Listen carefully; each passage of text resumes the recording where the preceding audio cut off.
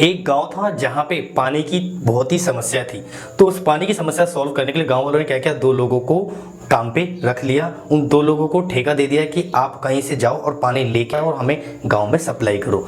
तो उसमें से दो लोग थे, एक था एड और दूसरा का नाम था बिल। जिसमें से जो एड है उसने क्या किया, तुरंत बाल्टी खरीदी दो और जाके वहां से दो बाल्टी पानी भर के लाता और सुबह से स्टार्ट करता और शाम तक पानी लेके आते रहता बाल्टी भर भर के लेके आता रहता और वहां पे गांव वालों को पानी फिर सप्लाई करता और उसके बदले वो पैसे लेता। लेकिन बिल ये चीज देख के वो वहां से चला गया। उसने कुछ और सोचा और वो कम से कम 6 महीने के लिए गायब हो गया वहां से। लेकिन एड वहां पे काफी खुश था कि उसका कोई कॉम्पिटिटर नहीं है और वो डेली वहां से पानी लेके आता और गांव वालों को पानी सप्लाई करता। लेकिन 6 महीने बाद जब एड आया, वो उसके साथ इन्वेस्टर भी आए, वो वहां से एक स्टेनलेस स्टील की पाइप लेके आया और उसने वहां पे काम स्टार्ट कर दिया। और उस काम को स्टार्ट करने में लगभग 3 से 4 महीने और लग गए और उसने स्टेनलेस स्टील से पानी स्टार्ट किया और वो सीधा वहां पे सप्लाई लेके गांव तक पहुंच गया। और वहां पे गांव तक पहुंचते ही गांव वालों को उसने बोला कि एड जितना भी पानी देता उस पानी से बिल्कुल साफ और एकदम स्वच्छ पानी मैं आपको दूंगा। और लोगों की कंप्लेन भी थी कि जो एड है लोगों को पानी साफ सुथरा नहीं दे पाता है। क्यों? क्योंकि वहां से बाल्टी खुद भर के लाता है तो पानी में कुछ ना कुछ गिर जाता हो। फिर उसके बाद बिल ने क्या किया, बिल ने कहा कि आपको पानी 24 घंटे 7 दिन मिलेगा। जी हाँ, एड क्या करता था, वो केवल सोमवार से लेकर शुक्रवार तक ही पानी देता था, बाकी शनिवार संडे छुट्टी पे रहता था और छुट्टी पे वो काम बिल्कुल नहीं करता था, जिससे कि गांव वालों को पानी नहीं मिलता था। और फिर फाइनली बिल ने क्या किया, बिल ने कहा कि मैं जितना भी एड पैसा लेता है उससे 75% कम दाम में आपको 24 घंटे 7 दिन साफ सुथरा स्वच्छ पानी दूंगा। और गांव वालों को इसकी बात मंजूर हो गई और सबने एड से छोड़ के बिल से पानी लेना स्टार्ट कर दिया। और बिल ने क्या किया, एक स्टेनलेस पाइप लगाई और पाइप लगा के वहां पे किसी को बिठा दिया और वहां से पानी देते रहा और वहां पे उससे पैसे लेते रहा। लेकिन एड था जो कि अपने कॉम्पिटिटर को देख के उसने भी 75% रेट घटा दिए। उसने क्या किया, 2 बाल्टी की जगह 2 बाल्टी और खरीद लिया। उसने अपने बच्चों को भी अपने साथ लगा लिया और 24 सप्ताह के 7 दिन वो वहां से पानी लेके आते, रात को भी पानी लेके आते, दिन में भी पानी लेके आते। लेकिन वो ऐसी गधा मजदूरी करता रहा। फिर उसने अपने बच्चों को भी बोला कि ये काम करते रहो, ये बिजनेस तुम्हारा भी आने वाले समय में तुम्हारा ही होगा। लेकिन उसके बच्चे कॉलेज की पढ़ाई पूरी करके वो उसके पास दोबारा नहीं गए। क्यों? क्योंकि उसका जो बिजनेस है वो गधा मजदूरी वाला ही था कि वहां से पानी लाओ और यहाँ से लेके जाओ। जी हाँ, मैं आपको स्टोरी क्यों शेयर कर रहा हूँ, ये story cash flow quadrant book की बुक्स में से ही ली गई है। इस बुक में, कैश फ्लो क्वाड्रेंट बुक में, कैसे हम अपने बिजनेस को सेट करें, कैसे अपने बिजनेस को आगे बढ़ाएं, किस तरह से बिजनेस माइंडसेट बनाएं, इन सब चीजों के बारे में इस बुक में दे रखा। और मैं आपके लिए इस बुक की समरी तो नहीं कहूंगा, क्योंकि किसी भी बुक को लिखने के लिए 5 से 10 साल का समय लगता है और उस 5 से 10 साल में कितनी बार एडिट होती है, कितनी बार उसमें से गलतियां छाटी जाती है। और उस 5 से 10 साल के अंदर बुक को बनाने के बाद उसके बुक के अंदर ऑथर अपने 40 से 45 साल की पूरी एक्सपीरियंस को आपके लिए 300-400 पेजेस में पैक करके आपको बुक के रूप में देता है। और बहुत से लोग उसको समराइज करके 10 से 15 मिनट की वीडियोस के अंदर दे देते हैं। और जो भी बुक लवर है उसको ऐसा पसंद नहीं। मैं खुद एक बुक लवर हूं, मैं भी बहुत सारी बुक्स पढ़ता हूं, लेकिन मुझे खुद अच्छा नहीं लगता कि पूरी बुक में से सिर्फ कुछ चीजें हमने ली और आपको समराइज करके दी। लेकिन मैं आपके लिए बुक समरी नहीं, पूरी की पूरी बुक सीरीज आने वाले समय में अपलोड करूंगा। उसके लिए प्लीज चैनल को सब्सक्राइब करें, नोटिफिकेशन बेल को हिट करें और कमेंट में लिखे जरूर कि इस वीडियो का अगला पार्ट कब आएगा, जिससे कि मैं भी आपके कमेंट को पढ़ के मोटिवेट हो जाऊं और इसके वीडियो का अगला पार्ट जरूर दूं, जो कि बुक है cash flow quadrant. Hello everyone, this is Vicky Rajput. अगर आपने rich dad poor dad book नहीं पढ़ी तो प्लीज उस बुक को जरूर पढ़ें। अगर बुक खरीदनी है तो लिंक डिस्क्रिप्शन में मिल जाएगा, लेकिन प्लीज उस बुक को जरूर से जरूर पढ़ें। और अगर बुक्स नहीं पढ़ने का समय मिलता है तो उस बुक की पूरी सीरीज मैं बना चुका हूं ऑलरेडी। आपको नीचे लिंक में डिस्क्रिप्शन में कहीं ना कहीं आपको बुक की सीरीज जरूर मिल जाएगी। इस बुक में जो ऑथर जो 1973 से काम स्टार्ट कर दिया था और 1984 और 1985 के बीच में ऐसा टाइम आया, ऑथर रॉबर्ट टी कियोसाकी की हालत इतनी बुरी खस्ती हो गई कि उनके पास रहने को घर तक नहीं था। वो अपनी टोयोटा वाली गाड़ी थी, उस गाड़ी के अंदर ही रहते थे। वो और उनकी जो वाइफ किम थी उसी गाड़ी के अंदर सो जाते थे। वो गाड़ी की सीट ऐसी थी, इसको फोल्ड करके पूरी सीट बन जाती थी, सोने लायक हो जाती थी और उस गाड़ी के अंदर ही सोते थे और वो छोटा मोटा काम करते थे, जिससे कि उनके पेट का और गाड़ी में ईंधन का जुगाड़ हो सके। उनकी ये हालत देख के उनके जो यार दोस्त रिश्तेदार भी थे वो भी सबसे पहले एक ही चीज बोलते थे जो आपके मन में आ रहा होगा, जी हाँ, कहीं ना कहीं सुरक्षित नौकरी क्यों नहीं कर लेते। लेकिन उन्होंने ऐसा नहीं किया।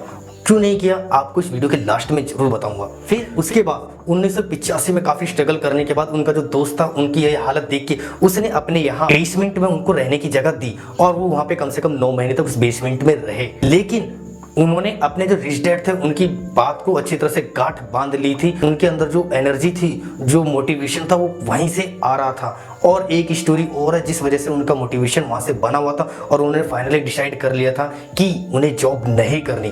क्यों? क्योंकि कहीं भी नौकरी करना अभी की समस्या को सॉल्व करने के लिए तो ठीक है, लेकिन उसको लंबे समय के लिए सॉल्व करना, नौकरी करना उसका हल नहीं है। उसके रिच डैड ने अच्छी तरह से उनके दिमाग में गांठ बना के बात अटका दी थी। और 1985 से लेके 1989 तक इन 4 सालों के अंदर ऑथर ने बहुत सी चीजें सीखी और 1989 तक आके एक सक्सेसफुल पर्सन बन गए। और उन्होंने ऐसा क्या किया इन 4 सालों के अंदर, उन्होंने किन किन चीज़ों में इन्वेस्ट किया, कौन कौन से बिजनेस स्टार्ट किए, क्या क्या चीज़ें उन्होंने अप्लाई करी अपने लाइफ में इन 4 साल के अंदर ही, जो कि एक सक्सेसफुल पर्सन बन गए। इन सभी चीज़ों के बारे में हम जानेंगे जरूर इस बुक की कंप्लीट सीरीज के अंदर। सीरीज का अगला पार्ट के लिए प्लीज़ चैनल को सब्सक्राइब करें और कमेंट में लिखे जरूर और एक लाइक करके मेरा हौसला जरूर बढ़ाएं, जिससे कि मैं इसकी अगली वीडियो का पार्ट जल्द से जल्द आपको दे सकूँ। ऑथर की हालत बिल्कुल खस्ती थी 1985 में, जब सभी लोगों ने उनसे एक ही बात बोली थी कि तुम नौकरी क्यों नहीं कर लेते। लेकिन उन्होंने नौकरी क्यों नहीं करी? जी हाँ, उनके जो रियल डैड हैं, जो कि एक अच्छे हाई क्वालिटी ग्रेजुएट इंसान हैं, पीएचडी होल्डर हैं, जो कि एक अच्छे सरकारी कर्मचारी हैं, जिनकी सैलरी अच्छी खासी है, लेकिन वो हमेशा पैसे के मामले में पैसे की तंगी से जूझते रहे। जैसे जैसे उनकी उम्र बढ़ती गई, उनकी ऊर्जा कम होती गई, काम करने की क्षमता कम होती गई। जैसा कि आप लोगों को सबको पता है कि जैसे जैसे हमारी उम्र बढ़ेगी, हमारी भी काम करने की क्षमता कम हो जाएगी। और जैसी वो उनकी उम्र बढ़ी तो उन्होंने क्या किया, रिपब्लिकन प्रेसिडेंट के लिए चुनाव लड़ने का फैसला किया और अपने बेटे ऑथर को फोन करके उन्होंने कहा कि बेटा, मैं इस चुनाव में लड़ने के लिए जा रहा हूँ। ऑथर ने कहा अपने डैड से कि डैड, आप ऐसा क्यों कर रहे हो? आपको पता है कि आप चुनाव नहीं जीत पाओगे। रेगुलर चुनाव जीतते हैं, उनके पास पैसा है और वो चुनाव आराम से जीत जाएंगे। लेकिन उसके पिताजी ने मना कर दिया कि नहीं, मैं चुनाव जरूर लड़ूंगा, चाहे कैसे भी लड़ूं, मेरी अंतरात्मा नहीं मान रही है। फिर भी ऑथर ने दोबारा उनको समझाने की कोशिश करी कि प्लीज क्यों आप ये चुनाव लड़ना चाहते हैं। फिर ऑथर ने कहा कि क्या आपके जो मित्र हैं, जो आपके बॉस हैं, क्या वो करप्ट हैं? लेकिन उसके पिताजी ने मना कर दिया, नहीं, कि वो करप्ट नहीं है, वो एक अच्छे इंसान है। और जो ऑथर के जो डैड है, रियल डैड है, वो एक अच्छे आदमी थे, वो कभी किसी के बारे में बुरा नहीं बोलते थे। फिर भी उन्होंने फाइनली उनको फ़ोन करके कहा कि मैं चुनाव लड़ने जा रहा हूँ। और जैसा कि उनको पहले से ही पता था कि वो चुनाव हारेंगे और वो चुनाव हार गए। और चुनाव हारने के बाद जो उनका ओपोनेंट था, जो उनका विरोधी था, उसने उन्हें गवर्नमेंट की नौकरी से निकलवा के उनको ब्लैक लिस्ट करवा दिया ताकि कोई भी गवर्नमेंट जॉब आगे ना मिल सके। और उनकी उम्र 55 साल की हो चुकी थी। अब ऑथर के डैड 55 साल के होने के बाद उन्होंने कई जगह कंपनी में ट्राई किया, कई अलग अलग जगह पे काम करना शुरू किया, लेकिन उनकी सैलरी वो सैलरी के बराबर नहीं हो पा रही थी। आप लोग खुद सोचो कि कहीं भी आपने अपनी लाइफ के 10 से 15, 20 साल, 25 साल, 30 साल नौकरी करी और वहाँ पे आपकी सैलरी धीरे धीरे धीरे इंक्रीमेंट हुई। मान लो मैं ही हूँ आज कहीं 20,000 की नौकरी करता हूँ और अपने आने वाले 50 साल 60 साल तक वहाँ पे नौकरी करता हूँ, तो मेरी भी सैलरी 40 से 45,000 हो जाएगी। लेकिन अगर मुझे वहाँ से निकाल दिया जाए और फिर मैं किसी और कंपनी में जाऊँ तो कोई मुझे 40 से 45,000 क्यों देगा? अगर वो 40 से 45,000 जो मुझे देगा वो किसी नए फ्रेशर को रखेगा और 15 से 20,000 में वो काम करवा लेगा, तो उसको नौकरी क्यों देगा? फिर उसी तरह उसके जो डैड थे, जो कि उनकी उम्र बढ़ रही थी, 55 साल के थे और वो उन्होंने काफ़ी बिजनेस भी स्टार्ट किया, लेकिन उस बिजनेस का उनको नॉलेज नहीं था, इस वजह से वो बिजनेस भी फेल हो गया।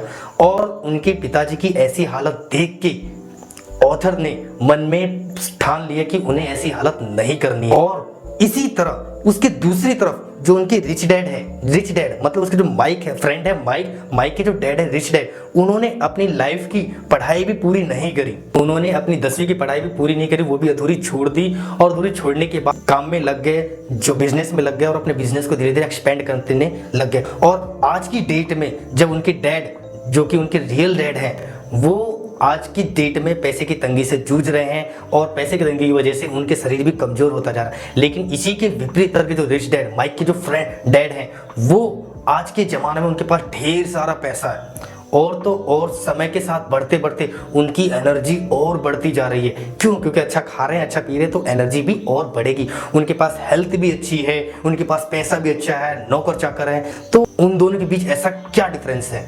जो उसके डैड ने नहीं करके उनके रिच डैड ने किया। और ऑथर के जो रिच डैड है उन्होंने उनको अच्छी तरह से समझा दिया था कि किसी भी समस्या का हल नौकरी नहीं है, आपको बिजनेस करना होगा। आपको अगर अमीर बनना है तो आपको बिजनेस करना होगा, इन्वेस्टिंग सीखनी होगी, अपने एजुकेशन पे काम करना होगा। अगर आप एजुकेशन पे काम नहीं करोगे तो आपके साथ भी वही होगा जो आपके पिता के साथ हुआ है।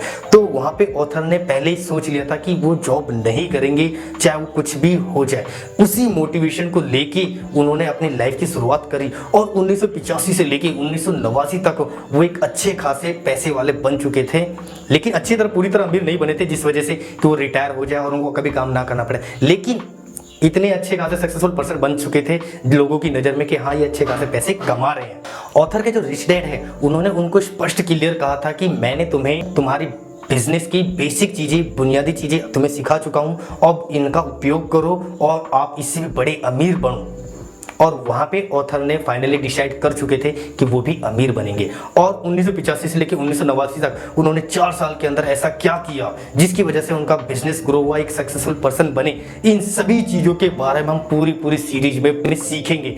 और इस वीडियो का अगला पार्ट के लिए प्लीज चैनल को सब्सक्राइब करें, नोटिफिकेशन बेल को हिट करो, कमेंट में लिखे जरूर, जिससे कि इस वीडियो का अगला पार्ट मैं आपके लिए जल्द से जल्द लेके आ सकूं। इस वीडियो के अगले पार्ट में हम सीखेंगे कि हम कैसे नौकरी करके भी अमीर बन सकते हैं, या फिर बिजनेस करके अमीर बन सकते हैं, या इन्वेस्ट करके अमीर बन सकते हैं, या फिर अपना खुद का काम करके अमीर बन सकते हैं। इस वीडियो के अगले पार्ट में हम इन कैटेगरी के ऊपर डिस्कस करेंगे जिसको हम बोलते हैं ESBI ट्रायंगल। और इस वीडियो के अगले पार्ट के लिए प्लीज चैनल को सब्सक्राइब जरूर करें और नोटिफिकेशन बेल को हिट करें, जिससे कि अगला पार्ट आपको मिल सके। और कमेंट में जरूर लिखें। आई होप आपको वीडियो अच्छी लगी होगी, इंफॉर्मेटिव लगी होगी और आपने अपना कीमती समय मुझे दिया, उसके लिए तहे दिल से शुक्रिया।